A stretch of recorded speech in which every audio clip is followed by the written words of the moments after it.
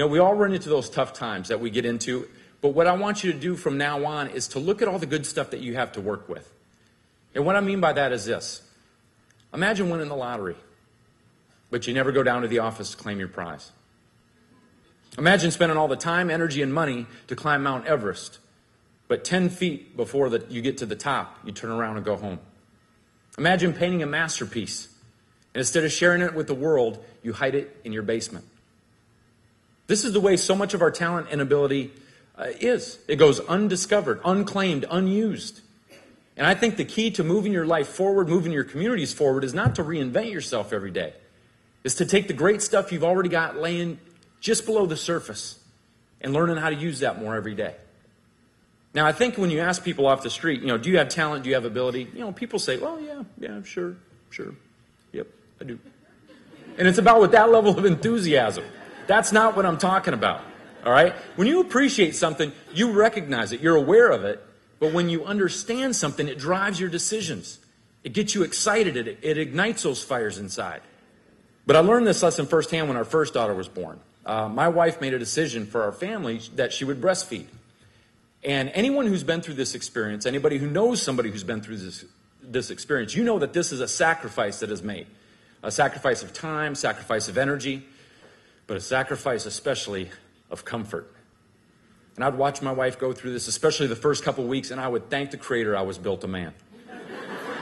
Because I'd watch my wife go through this the whole time, and it was always the same warm-up. She would hold Gabby in her arms, and she would always go through the same routine. She'd sit there and go,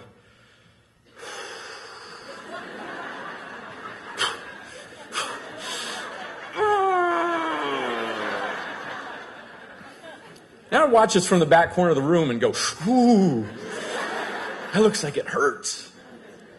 And now I respected what my wife was doing. I appreciated it, but I did not understand it. Until one fateful morning, my wife's in the shower getting ready for the day, and I'm laying in bed with Gabby.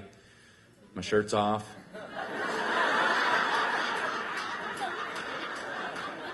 Singing her little song. She's in a good mood, I'm in a good mood. And she's in such a good mood, she rolls over and decides it's time for breakfast. And she latched on. And she was on. Right on. And I remember reaching down in desperate panic to try to wedge her jaws off. And everything kind of faded away. And when I regained consciousness, it was probably it could have been 6 minutes later, I don't really remember, but I woke up screaming, I remember that. And I was saying, oh, why?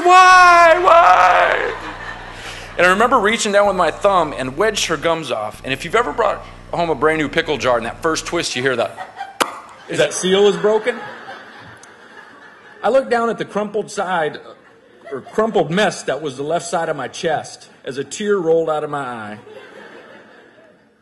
And my wife hears all this commotion, and she comes running out of the shower and runs into the bedroom, and laying on the bed is Gabby, crying her eyes out.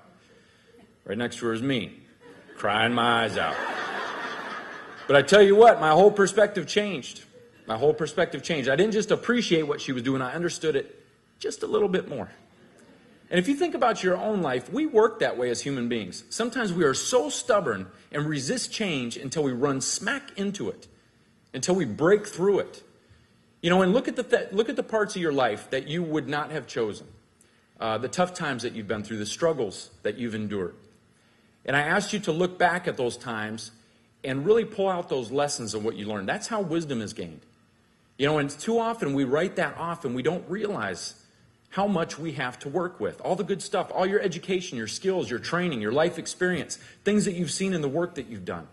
And use that the next time you run into a roadblock, the next time you run into a rough patch in your road.